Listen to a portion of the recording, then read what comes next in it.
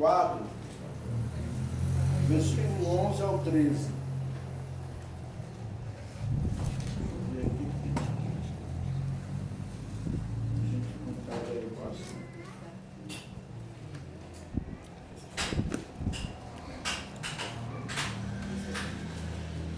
Efésios capítulo 4, versículos 11 ao 13. Como é o nome da tua esposa? Val. Val? Val. E o nome da... né? Val. Val, né? Seja bem-vinda, minha irmã Val. E a menina jovem? É a Sossô. Sofia? É a Sossô. Ó, Sofia. Sofia é da filosofia, né? A mãe da sabedoria, do saber, do conhecimento. Amém? Amém nada. Efésios capítulo 4, versículo 11 ao 13. E depois nós vamos ler Gálatas 6 e 17, tá bom? Efésios 4. 4, 11 ao 13. Agora é amém. Achou, né? E em seguida nós iremos ler Gálatas. São as duas.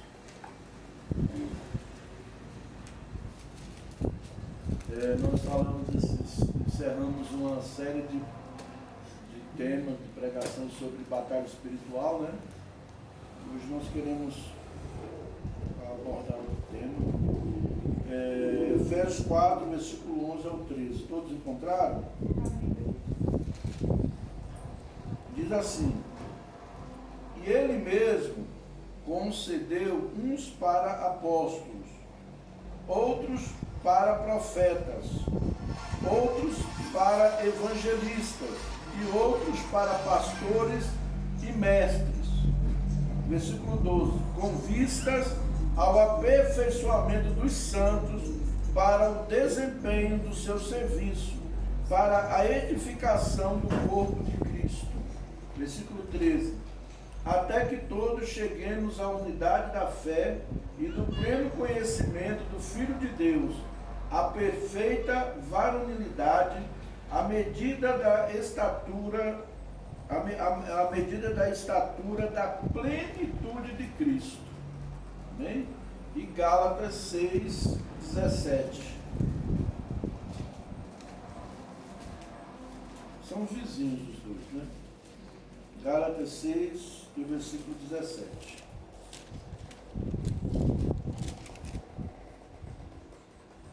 Todos encontraram? 6, 17. Quanto ao mais, ninguém me moleste, porque eu trago no corpo as marcas de Jesus. Amém? Vamos orar e que Deus esteja falando conosco nesta manhã. Que o Espírito Santo venha trazer direção, né? Em nome de Jesus. Ora, Guilherme, também para Deus nos usar nessa manhã. Senhor Deus, nessa manhã nós te apresentamos as nossas vidas e a vida do Gessé. Que ele venha ser um instrumento, um canal Letícia, para ministrar a tua palavra. Tudo que ele venha falar, o Senhor venha colocar e abrir os nossos corações com entendimento e sabedoria. Nós queremos te agradecer pela vida dele, pelas nossas vidas. E cremos, ó Pai, que o Senhor falará conosco nessa manhã. Em nome de Jesus, amém. Amém. Graças a Deus, né? Então, amados, nós vimos aí, primeiro Paulo falando sobre a função dos ministérios da igreja. Para que serve os ministérios da igreja? Ele diz que é para a edificação dos santos, para atingirmos a estatura de Cristo. O objetivo dos ministérios é trabalhar para que nós atinjamos, que nós cheguemos à estatura de Cristo, à perfeição.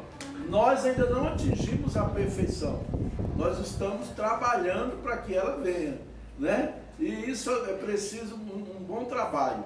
Por isso que ele deu uns para apóstolos, né? O que é um apóstolo? Hoje em dia as pessoas têm brigado, têm se intitulado de apóstolos. Eu recebi até um convite um tempo atrás para que eu fosse até São Paulo, pagava R$ 1.500 e recebia uma ordenação apóstolo. Eu digo, não preciso disso não. Eu não ando nessa modalidade aí não. Né? O apóstolo, ele não é um título. O apóstolo é um chamado de Deus na vida de uma pessoa.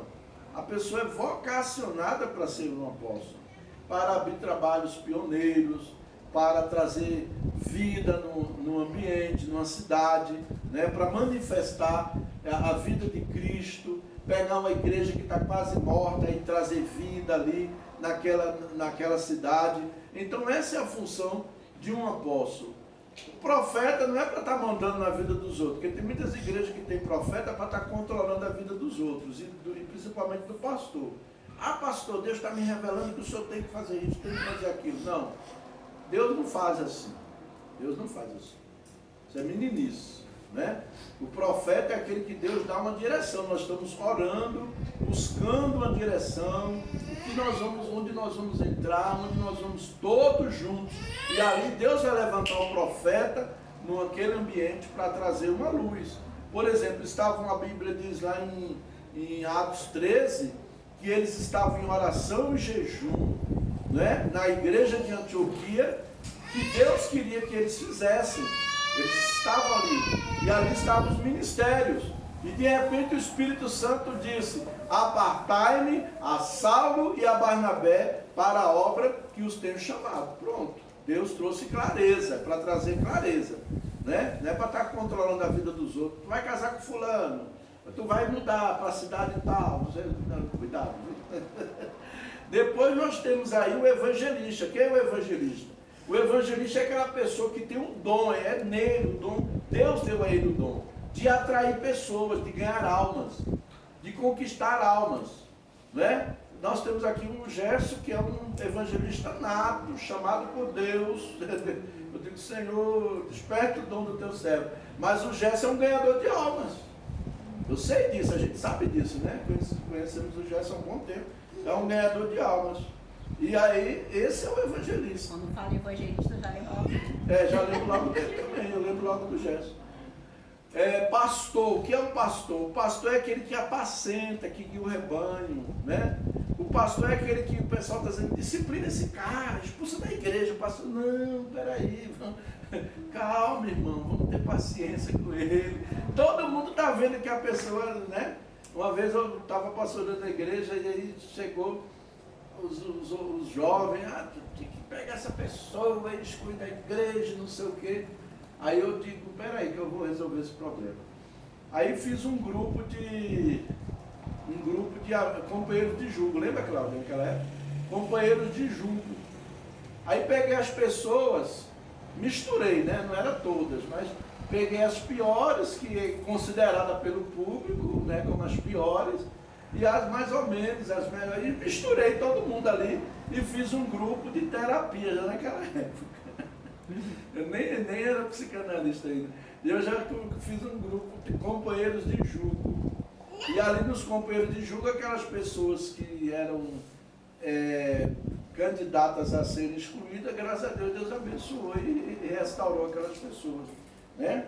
Então o pastor, ele está sempre dando outra oportunidade, ele sempre vê o que os outros não veem na vida daquela pessoa.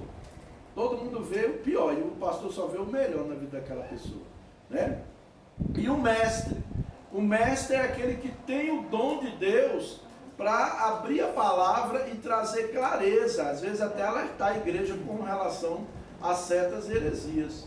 Então essa é a função dos ministérios. Para quê? Para edificar a igreja. Não é para ninguém ficar, eu sou mestre, aí eu sou pastor, aí eu sou evangelista, eu sou apóstolo. Hoje em dia o pessoal não quer ser pastor mais, quer ser apóstolo, né? Porque estão atrás de fama, de poder. Mas deixa isso com Deus, né? A função do apóstolo.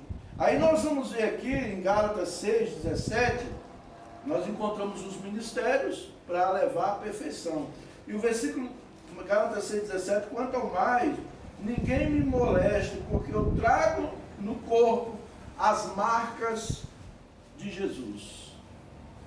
Então, através desses ministérios, através do tempo, através do tratamento de Deus na vida da gente, nós vamos atingindo a maturidade. Só que essa maturidade, ela tem um preço. Billy Graham disse certa feita, a salvação é de graça, porém o discipulado tem um preço, né? Então o discipulado, qual é o objetivo do discipulado? É formar Cristo em nós. É Cristo ser formado em nós. E isso tem um preço, isso tem um processo, e doloroso muitas vezes, né? Porque você vai trazer as marcas no seu corpo. Nesse processo, por sinal, o título da minha palavra hoje é Adquirindo as Marcas de Cristo. Nesse processo, nós olhamos para o Velho Testamento, nós encontramos dois tipos de pessoas que foram chamadas por Deus. E duas maneiras que Deus preparou essas pessoas para o serviço, para o chamado que Ele tinha com essas pessoas. Nós temos as pessoas que foram chamadas diretamente por Deus, que nós chamamos de tratamento a golpe, a pancada, na pancada mesmo, né? Nós temos ali pessoas que foram chamadas a golpe, tratadas por Deus na pancada, diretamente. Nós temos aí o caso de Moisés, né? Nós temos aí Abraão, e Deus falou com ele o quê? Sai da tua terra, da tua parentela, e vai para uma terra que eu te mostrarei. Gente, já imaginou? Você está no meio da sua família, não falta nada para você. Você está no meio onde você tem afeto, onde você tem recursos, onde você conhece, onde você já está acostumado. Você entrou numa zona de conforto que para você não falta mais nada. E de repente Deus chega para você e diz, sai daí. E vai para um lugar que eu vou te mostrar ainda. Deus não mostrou o lugar. Deus falou, eu vou te mostrar. O encontro que ele teve com Deus, Deus mandou ele sair de onde estava. Então o que aconteceu? Ali foi um tratamento a golpes. Ali foi Deus tratando diretamente com a pessoa para formá-lo, chamando ele para estar perto com ele. E se ele não ouvisse, né, ele ia perder essa oportunidade. Depois nós vimos Moisés. Moisés matou um homem, fugiu para o Egito, para o deserto. E agora lá no deserto, segundo os teólogos, dizem que Moisés teve 3 fases na vida, dos historiadores, 3 fases na vida. A primeira fase de Moisés foram os 40 anos no palácio, onde Moisés achava que sabia de tudo, que podia de tudo. Foi quando ele matou o homem, teve que fugir. Depois ele passou 40 anos no deserto, aprendendo que ele não era nada. Ao ponto de quando Deus chamou ele e disse, vai libertar o meu povo, ele se achou incapacitado. Ele se achou incapacitado. Como é que eu vou enfrentar o faraó, o maior homem da época, o maior império que existia naquela época? Como é que eu vou enfrentar esse império? Como é que eu vou enfrentar esse imperador? Como é que eu vou chegar diante desse homem e dizer que é para eles tirarem o povo? Deus disse, vai porque eu sou contigo. Diga, eu sou, me enviou a voz. Então, pense no medo que ele ficou. Eu não acredito que ele ficou cheio de medo, vou lá vou eu tirar o povo e tal. Eu acredito que Moisés foi se arrastando, porque não é fácil você obedecer uma ordem dessa, você sair dali, você estava no deserto, já estava acostumado, já constituiu família, já começou uma vida nova, para que voltar ao passado? Aí Deus leva ele de volta para tirar o povo. Que confronto! Foi doloroso? Foi, não foi fácil. Às vezes a gente olha por um ângulo e acha que foi fácil. Depois, nós vimos aqui Moisés, né? Aí nós vimos outros que foram, eu tenho aqui, eu quero citar só o exemplo de Moisés e de Abraão, mas tem outros. Mas nós temos outras pessoas que tiveram um mentor, um discipulador, alguém que estivesse junto com ele ali e dissesse, ó, não é assim não, faz assim que vai ser melhor. Em primeiro lugar, nós encontramos aqui Josué. Josué era servidor de Moisés, andava com Moisés, Josué foi preparado por Moisés. E quando Deus levou Moisés, quem foi que fez o povo entrar na terra prometida? Josué. Quem foi um dos maiores conquistadores de Israel? Josué. Porque ele estava preparado, ele tinha sido trabalhado, preparado a como se relacionar com Deus. Não é questão só de guerra, de ir para a batalha nem nada, mas como relacionar-se com Deus. Outro exemplo que nós temos é o de Elias e Eliseu. Eliseu foi formado por Elias.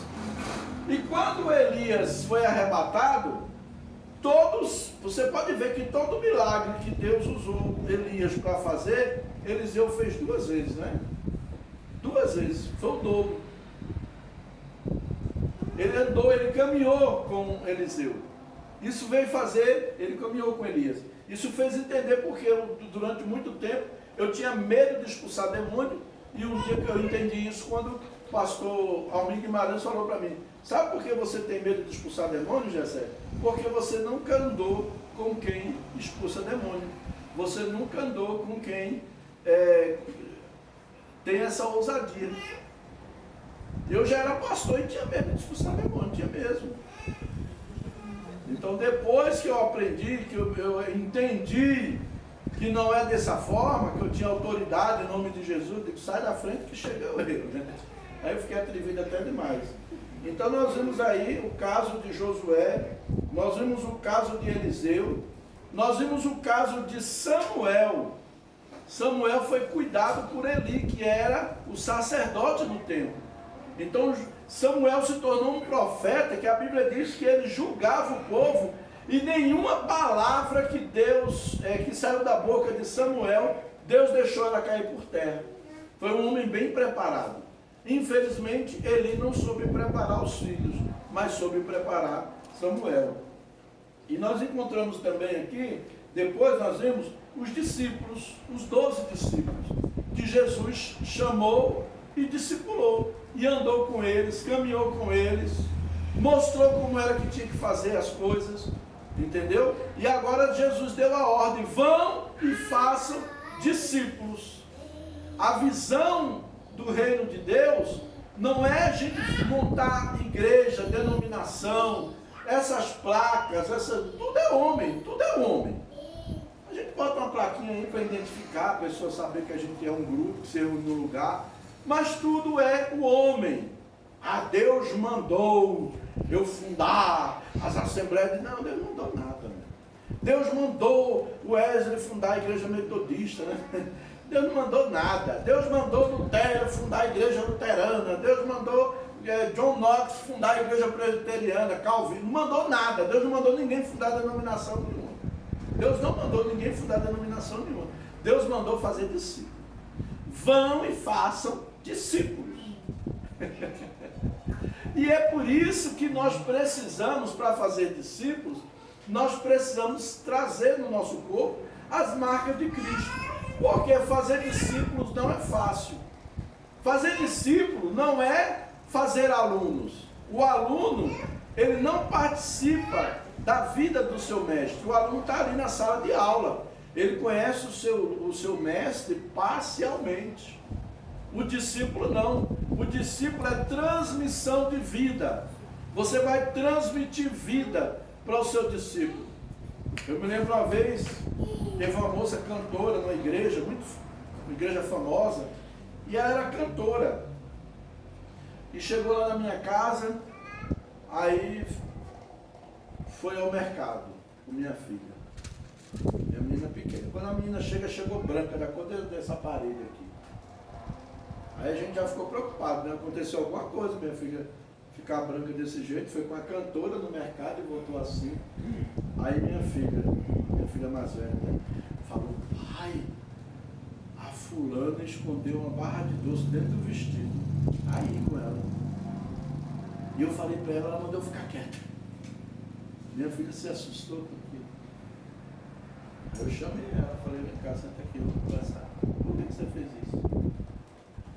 Não, você está eu sei que você está. Minha filha não ia mentir, não. Você está com barra de Deus. Tira ela, tira a barra de Deus. Por que você fez isso? Você está sem dinheiro? Se tivesse falado, eu tinha dado, você ia lá comprar. Não precisa fazer isso. Aí ela começou a chorar. Aí chorou, falou, pastor, isso não é a primeira vez que eu faço isso.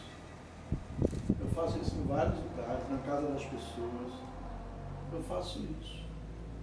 E olha aquela cantora que cantava, profetizava para a igreja, sabe? Quando eu cantava assim, tomava conta do ambiente. Tem dom. Era Deus que usava? Era. Não é o diabo que estava usando, é Deus. O dom é dom. O dom é de graça. Só que a pessoa não tem caráter. E nós temos que ter muito cuidado, porque às vezes Deus está usando a gente e a gente acha que Deus está assim conosco. Deus está me usando, eu estou bem, eu estou 100% com Deus. Cuidado. Você é nivelado não pelo seu dom, você é avaliado pelo seu caráter. O seu caráter. Aí você é avaliado. Né? John Knox, na Escócia, a rainha da Escócia disse que tinha mais medo de John Knox de joelhos do que de um exército.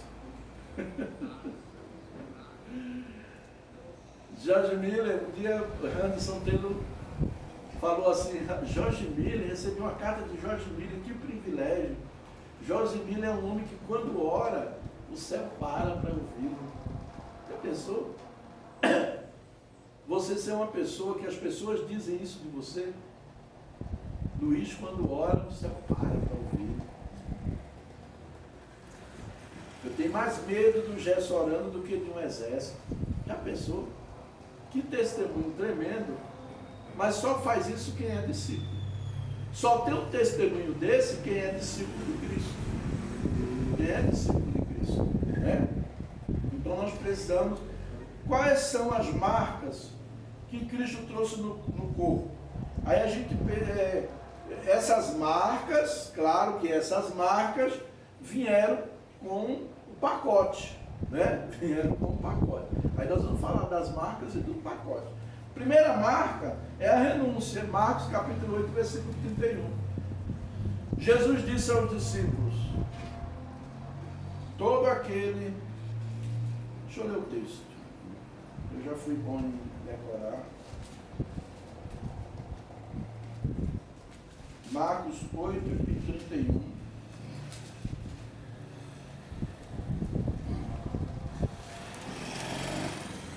Então começou ele a ensinar-lhes.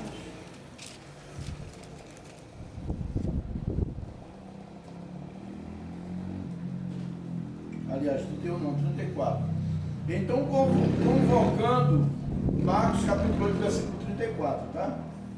Então, convocando a multidão e juntamente os seus discípulos, disse-lhes, se alguém quer vir após mim, a si mesmo se negue, tome a sua cruz e siga-me. Tomar a cruz é renunciar. Renunciar à minha vontade, eu vou trocar, eu quero fazer isso, mas a vontade de Deus é isso. Eu vou abrir mão na minha vontade para que a vontade de Deus se realize na minha vida. Jesus, a maior luta de Jesus, o maior conflito que Jesus sofreu foi o da renúncia. Foi o da renúncia. Porque até na cruz o diabo tentou ele se manifestar como Deus. O diabo queria que ele fizesse isso. Ele era Deus, mas naquele momento ele estava sendo filho, ele estava sendo humano. Ele era Jesus naquele momento. Naquele momento ele estava sendo filho, porque ele ainda não tinha sido glorificado. E o diabo queria roubar isso aí dele. Queria roubar a glória. Como é que ele ia roubar a glória? É fazendo Jesus desistir do plano. Porque qualquer atitude que Jesus tivesse para declarar que ele era Deus, ele ia desvirtuar o plano de Deus. Porque lá em Filipenses a palavra de Deus diz, não teve por usurpação ser igual a Deus. Jesus em momento algum usurpou. Ele esperou o tempo. Tem o tempo da glorificação. Tem um tempo da paixão, tem um tempo da crucificação e tem um tempo da glorificação. E ele esperou o tempo certo. Hoje ele está na presença do Pai. Hoje ele é reverenciado, adorado. Hoje ele é o Cristo do Deus vivo, né? E nós adoramos a ele. Mas naquele momento ele não podia, em hipótese alguma, fazer alguma coisa para sair fora do propósito. Quando o diabo diz: tu é filho de Deus, transforma essas pedras em pão. Ele disse: nem só de pão o homem viverá. Ele ficou tentando Jesus a sair do propósito. E foi até na cruz. Lá na cruz ele disse: o quê? Tu não és o filho de Deus? Salva a ti mesmo e a nós. O diabo lá na cruz. Então Jesus entendeu. E a renúncia tem um preço, meu irmão. Renunciar a nossa carne, renunciar ao nosso orgulho, renunciar à nossa vontade, tem um preço, não é fácil. A minha vontade é de chegar lá e falar e dizer e tá. E o Espírito Santo diz: não, não é. Não é assim que eu quero. Não é assim que você faça. Que eu quero que você faça. Quantas vezes acontece isso na vida da gente? Quantas vezes? Porque o caráter de Cristo está sendo formado em nós. Então renúncia o teu orgulho. Eu não perdoo, quem perdoa é Deus. Bem, Deus perdoa, mas Ele mesmo diz na sua palavra que se eu não perdoar, eu também não serei perdoado. Está escrito na Bíblia. Se vocês não perdoar, o vosso Pai Celestial não perdoará vocês. Eu não perdoo, quem perdoa é Deus. Não, você tem que perdoar sim. Você tem que abrir mão do seu orgulho e perdoar. Então renúncia não é fácil. Às vezes você se programa todo, se ganha dinheiro, tá? Aí agora eu vou fazer, montar uma grande empresa em tal lugar, e de repente Deus chega para você e fala: larga tudo aí e vai lá para o meio da Cracolândia, que eu quero que você vá pregar lá. E aí? Está disposto a renunciar para ir fazer a vontade de Deus? Deus pode fazer isso. Deus pode fazer isso. Não estou dizendo que Ele vai fazer com você, mas que Ele pode fazer, Ele pode. Por quê? Porque o nosso coração tem que estar no reino de Deus. A palavra de Deus diz: buscar em primeiro lugar o reino de Deus e a sua justiça, e todas essas coisas vos serão acrescentadas, né? Então, primeiro é renúncia. O segundo aspecto que ele coloca é a obediência. Aí sim é João 8,31. Quando ele fala: e disse Jesus aos judeus que criam nele: se vós permanecerdes na minha palavra, verdadeiramente sois meus discípulos. Está vendo? Se vós permanecerdes, é permanecer na palavra, é obediência. Outra marca que nós trazemos no corpo é a da obediência. Pense que não é fácil. Irmão, obedecer, preste bem atenção numa coisa que eu vou contar para vocês aqui. O homem nasceu para dominar, não para obedecer. Sabia? Deus, quando fez o homem lá em Gênesis, Ele fala: domine ele sobre tudo, sobre os animais, sobre a terra. O homem tem dentro dele esse instinto de dominar, de domínio. Por isso que a submissão não é fácil. Quando fala: vós mulheres, sede submissa aos vossos maridos, não é fácil.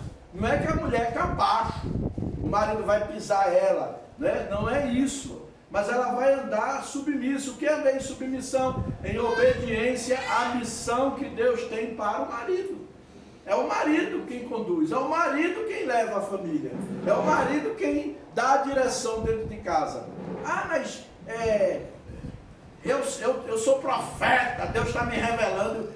Minha irmã, guarde sua profecia e obedeça o seu marido. Porque Deus vai julgar você não porque você não obedeceu a profecia, mas porque você não obedeceu a palavra dele, né? A palavra deixa bem claro: vós mulheres, sede submissa aos vossos maridos, né? E diz: vós maridos, amai vossas mulheres, como Cristo amou a igreja. Não é fácil. Cristo ama a igreja de uma maneira espetacular, né? Nós vamos entrar nisso aí. Então, o primeiro é renúncia. O segunda marca de Cristo é obediência. A Bíblia diz que Jesus foi obediente até a morte, e morte de cruz. Ele foi obediente. Por que ele foi obediente? Para nos ensinar a obedecer. é difícil. Não é difícil não. Se Jesus suportou, você suporta. Ah, mas Jesus não. Jesus, era de carne e osso igual a mim e você. Essa visão de que Jesus era um espiritual, era uma espiritualidade, um ser iluminado. Isso aí é uma visão espírita, teosófica, panteísta. Jesus, ele veio como um homem de carne e osso. Sofreu as mesmas coisas que eu e você sofremos. Ele só cumpriu o que era para ser cumprido porque ele tinha disposição no coração para obedecer. Tem pessoas que têm predisposição a não obedecer. Ele já está pronto a não obedecer. Mas tem pessoas que têm uma predisposição para obedecer. Então, obedeça a palavra de Deus. O que diz a palavra do Senhor. Amém? Em nome de Jesus. Terceira marca, que essa aqui é bem pesada mesmo, é João 13 e o versículo 35. João 13, versículo 35, ele diz assim: nisto conhecerão todos que sois meus discípulos, se tiverdes amor uns aos outros. Ele não está dizendo que se você tiver com vestidão, com um coque no cabelo, sem maquiagem e blá blá blá, que você é um discípulo. De forma alguma. De forma alguma. Ele está dizendo se tiver amor. E amor não é emoção. Eu até falo, de vez em quando eu falo, muitos casais se separam. Eu vi até um pastor, eu me escandalizei, porque um camarada com o nível de cultura que ele tem, de conhecimento que ele tem, e ele falar uma bobagem dessa, eu me escandalizei, confesso que eu me escandalizei. Ele disse que separou da mulher porque o amor acabou. Passou de renome no Brasil. Não separei da minha mulher porque o amor acabou. Gente, o amor nunca acaba. A Bíblia diz que o amor não acaba. Acaba a paixão, o romantismo. O casal tem que fazer o quê? Para poder acender essa chama. É inventar coisas, inventar passeios, né? Vamos viajar, vamos para Caldas Novas, vamos dar uma namoradinha, tá? Vamos deixar o menino na casa da avó. E vamos curtir um pouco um ao outro. É acender a chama. Vamos fazer um jantar especial. Né? O marido, eu estou falando para casais. Vamos fazer um jantar só para nós. Essa semana, tal dia é o dia da família. É o dia da família. Então vamos curtir um ao outro. Tem como você acender a chama. Tá? Você sempre está inventando. Tem que inventar mesmo. Coisas para que mantenha essa chama. Porque o amor, a paixão, ela vai embora. O que é paixão? Se você olhar no dicionário Aurélio Buarque de Holanda, ele vai dizer assim: paixão é um desejo ardente de possuir algo. Bem, eu estou com o maior desejo de possuir. Depois que eu possuo, eu vou ter mais desejo de possuir? Eu já possuí, gente. Eu não vou ter mais desejo de possuir. Mas eu já estou com ela, eu casei com ela. Eu desejei. Você casou com sua mulher porque você desejou ela. Você casou com seu marido porque você desejou ele. Isso é o que é colocado na gente. Isso é o amor eros, né? Que é colocado. Agora, aquela paixão ardente, ela pode durar 1 mês, 2, 3, 1 ano. Aí você já não sente mais o que você sente. Não sinto mesmo, não. Eu não sinto mesmo, não. Vamos trabalhar para a gente sentir, né? Vamos trabalhar. Todo casal sabe disso. Que aquela paixão, ela vai embora. Ela vai embora. E o amor não é o sentimento. Amor é a atitude, é o gesto, é o que eu faço pela pessoa, é o cuidado que eu tenho pela pessoa. Eu cuido da minha esposa, ela está doente, eu fico preocupado. Eu digo: amor, dorme mais um pouquinho, espera, levanta da cama não. Ela: não, mas não consigo. Eu digo: não, fica deitada. Isso é amor, porque eu estou cuidando da saúde dela. Agora eu ficar de novela, meu irmão, isso aí, sai da novela, pelo amor de Deus. Sai da novela, porque tem muita mulher que fica querendo amor de novela. Na novela o amor nunca acaba, a paixão nunca acaba. Toda hora estão apaixonados pelo outro. Também você não vê em novela ninguém passando fome, só vê a gente com a mesa cheia de comida, né? Isso é pop, pode ter pop de novela. Oi? Você já viu pop de novela? Pois é, muito raro. Esse. É. Então, até o pobre na novela é casa cheia, farta. Então, não se iludam, gente. O amor é o cuidado que eu tenho com o outro. A preocupação é se importar com o outro. Eu me importo com você. Ah, amor, eu não tenho mais, eu não amo mais você porque eu me interessei pelo fulano ali, o Ricardo. Meu irmão, você se apaixonou pelo Ricardo, que você não tem, você está desejando ter. Isso não é amor, é paixão. Foge, a palavra de Deus diz em 2 Timóteo 2:22, foge das paixões da mocidade. Foge dela, porque você vai se complicar lá na frente. Gente, olha, eu não vi até hoje eu estou para ver uma pessoa adúltera morrer próspero. Até hoje eu estou para ver, estou procurando, porque ainda não achei. Uma pessoa que vive adulterando morrer próspero. Não tem jeito. Porque parece que entra um espírito maligno e sai destruindo tudo que a pessoa tem. Então amor é ação, é atitude. Eu amo meu irmão, como é que eu amo meu irmão? É ajudando ele. Como é que eu amo os pecadores, o mundo, as pessoas que estão sem Cristo? É falando do amor de Deus para elas, é trazendo elas para a presença de Deus, é transformando elas em um discípulo de Cristo. É assim que eu vou demonstrar o amor. Ajudar as pessoas. Ah, mas fulano não é crente. Eu só ajudo os crentes. Não, irmão, a gente tem que ajudar todo mundo. Deus deu essa oportunidade para você ajudar uma pessoa, ajude ela, né? Então entra esse aspecto aqui do amor. E por último, João capítulo 15, versículo 8, ele diz, nisto é glorificado meu Pai, que deis muitos frutos, e assim vos tornareis meus discípulos. Voltando um pouco para o amor às vezes não é fácil, porque às vezes a gente só quer amar pessoas que fazem o bem para nós, pessoas que são bacanas, que são legais. Aí a gente quer fazer o bem para aquela pessoa, mas gente que não presta, que difama a gente, que fala mal da gente, que trai a gente, que nos caluniam, a gente não quer distância, né? Mas não é assim. A gente tem que ajudar. Mesmo essa pessoa que te caluniou, te difamou, te destruiu, precisou de você, você tem que estar pronto para ajudar. Isso é amor. Esse é o amor de Deus. É o amor ágape, o amor incondicional. E entrando aqui nos frutos, nisto é glorificado meu Pai, em que deis muitos frutos, e assim vos tornareis meus discípulos. Você está dando fruto? Qual é o fruto que você está dando?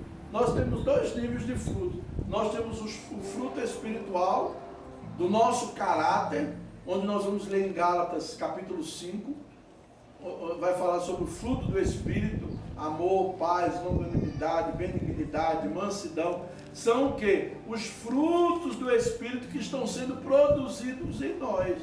Eu não tenho todos aqueles. De vez em quando eu olho Jesus, está faltando qual ainda. Eita, esse aqui eu já consegui. Tem que estar sempre dando uma olhadinha lá no manual, que é a Bíblia, a palavra de Deus. Senhor, esse aqui eu já consegui, mas esse aqui ainda não, me ajuda, me dá força, né? Então é o fruto do Espírito. E também frutos como reproduzir, fazer discípulos.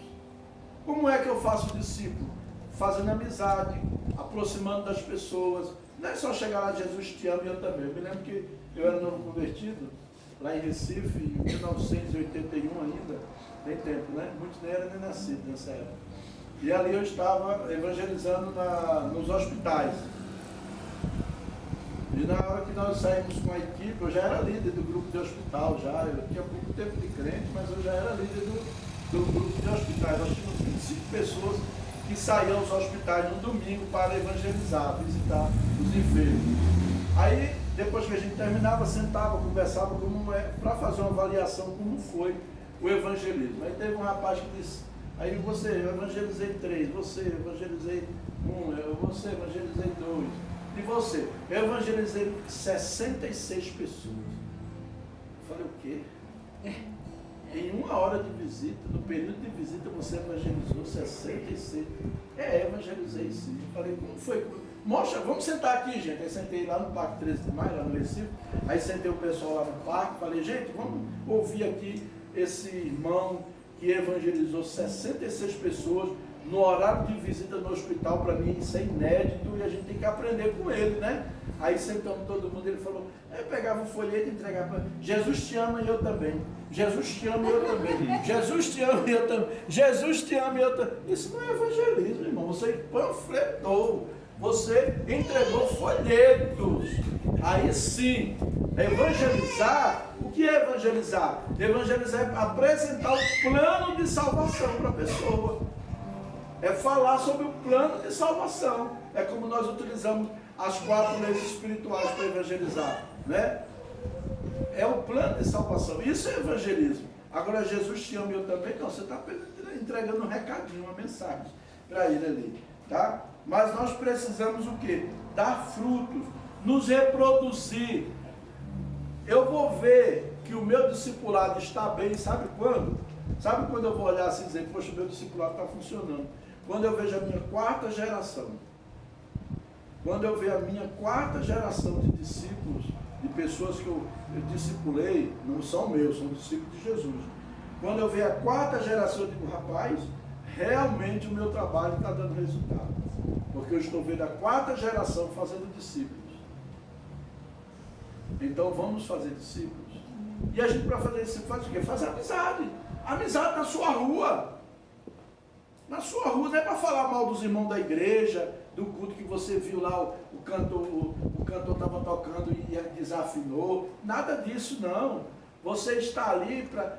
Muita gente vai fazer discípulo, aí começa a falar, se empolga, faz amizade, aí começa a falar mal da vida das pessoas, mal da família, mal dos irmãos da igreja. A pessoa começa a se assustar, né? Começa a até nem querer vir para a igreja. E não é isso. Você vai falar de Jesus. São amizades, evangelismo pela amizade. Eu vou fazer amizade na minha rua, mas para falar de Jesus. Pode ter certeza, se eu fizer uma amizade na rua onde eu moro, ele vai ouvir de Jesus. Ele vai ouvir, eu vou falar de Jesus para ele. Essa é a minha intenção. Entendeu? No trabalho, faz amizade, fala de Jesus. Fulano, vamos tomar um cafezinho aqui? Quero te mostrar um negócio. Ah, vamos, está lá sentado tomando um cafezinho. Você já ouviu falar das 4 leis espirituais? Posso falar com você? Então estamos tomando um cafezinho mesmo, dá tempo, né? E ali eu apresento as 4 leis espirituais no cafezinho. E ali no cafezinho eu ganhei a pessoa para Jesus. Daqui a pouco eu vou fazer discipulado com ela. Eu já discipulei gente em shopping, eu já discipulei gente depois que chega da faculdade. Já teve pessoas que eu discipulei que chegava, eu só tenho horário, meia-noite. Eu digo, não tem problema, eu te espero. Te espero, vou discipular você meia-noite, não tem problema não, eu fico acordado, esperando a pessoa para discipular. Então nós precisamos fazer discípulos, levar as pessoas a andarem com Cristo. E não só ensinar a Bíblia, mas ensinar a vida. Então quando eu falei dessa menina do doce aí, não quis, né, nem citei o nome dela, nem jamais tenho intenção nisso. Mas o que é? Trazer a pessoa para perto. Porque eu trago a pessoa que eu estou discipulando para perto, eu vou ver onde ela está errando. E eu vendo onde ela está errando, eu posso mostrar para ela na palavra. Ó, fulano, isso aí não é, a Bíblia diz isso, isso e isso. Por isso que a gente traz o discípulo para perto, para nossa casa, para almoçar conosco, para ir no mercado fazer uma compra, né? Ver se ele está beliscando os salgadinhos do mercado e deixando lá sem pagar. Isso é mau caratismo. Isso é mau caratismo. Isso é pecado. Né? Você pegou um biscoito lá, leva a embalagem, mas não fica comendo biscoito no mercado e deixando a embalagem lá, você está roubando, isso é roubo, certo? Então o discípulo ele vai sair. Uma vez eu estava discipulando uma pessoa, chegando no meio da rua e passou uma mulher assim, com um shortinho curtinho. Ei, olha para aí, você não gosta desse não? Eu digo, rapaz, eu tenho minha mulher em casa. Aí, não, mãe, eu digo, nós somos cristãos. Você esqueceu que você agora é um discípulo de Jesus? Olha o que diz a palavra de Deus. Aquele que olhar para uma mulher com intenção já adulterou com ela. Aí mas eu tenho a fraqueza. Eu digo, então vamos orar para Jesus libertar você dessa fraqueza. Vamos orar para Jesus libertar você dessa fraqueza. Você não pode ver uma mulher que você fica doido. Se você for numa praia, vai querer estuprar a mulher na praia. E vai preso, né? Então, assim, a gente tem que ter trabalhar. Uma vez eu estava dando aula num seminário e um aluno falou assim, pastor, é pecado ir para a praia? Eu falei, não é pecado ir para a praia. Ele falou, pois eu acho que é. Como é que você é um crente, vai para a praia, vê aquelas mulheres de fio dental lá, tá, não sei o quê. Eu digo, meu irmão, você está pecando mais do que elas. Como que eu estou pecando? Eu digo, você não aprendeu a ter autocontrole, domínio próprio, é o que a Bíblia ensina. Domínio próprio, eu tenho que saber me controlar. Eu estou na praia lá, a mulher está de... Eu sou de Recife, gente. Pense num lugar de promiscuidade. Pense num lugar de promiscuidade. Em Recife tem muita promiscuidade. Teve uma época lá que as mulheres usavam topless mesmo, era tudo suspeito de fora. Mocinha nova, mulher velha, tudo topless. Aí se você não tem domínio próprio, você vai fazer o quê? Você vai ficar pecando. Então, aí eu falei para ele, meu querido, eu morei em Recife, as mulheres entravam só de fio dental no ônibus que vinha da praia, e eu tive que me controlar. É um fruto do Espírito, domínio próprio, né? Autocontrole, está na Bíblia, está na Bíblia. Então, amados, são essas coisas que nós temos que aprender nas nossas vidas e ficar... achar, não, eu faço se quiser, não. A Bíblia diz que nós não foi nós que escolhemos o Senhor, foi Ele que nos escolheu. João 15,16. Não foi vocês que me escolheram, eu que escolhi vocês, para que vão e dê frutos, e o vosso fruto permaneça.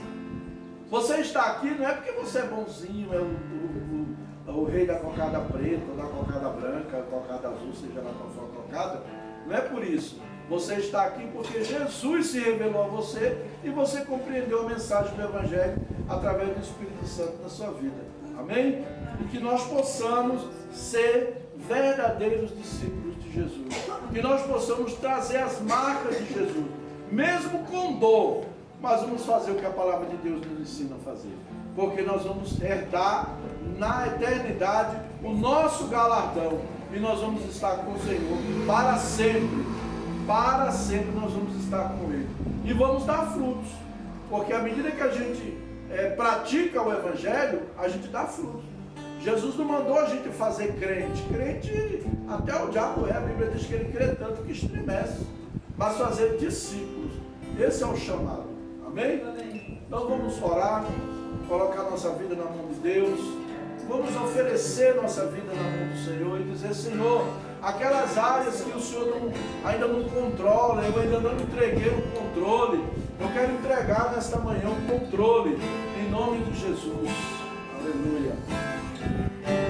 Pai querido, em nome de Jesus, eu quero agradecer a Ti, Senhor, por Tua palavra, e quero pedir, Senhor, que o Senhor complete, faça aquilo que a Tua palavra foi enviada nesta manhã. Cumpra o Teu propósito, a Tua vontade, o Teu querer. Que cada um de nós possamos ter recebido essa palavra e que nós possamos a cada dia, Senhor, buscarmos nos parecer mais e mais contigo, Jesus. Cada dia que nós possamos desejar em nossos corações e buscar em nossas vidas nos parecer mais com o Senhor. Nós não queremos nos parecer aqui com o homem mais rico da terra, nem tampouco parecer com um ídolo famoso. Nós queremos nos parecer com Jesus. Ajuda-nos, Senhor. Ajuda-nos. Vem em nossas vidas. Manifesta o Teu poder, a Tua graça. É a Tua graça, Senhor, em nossas vidas. É a Tua graça que nos ajuda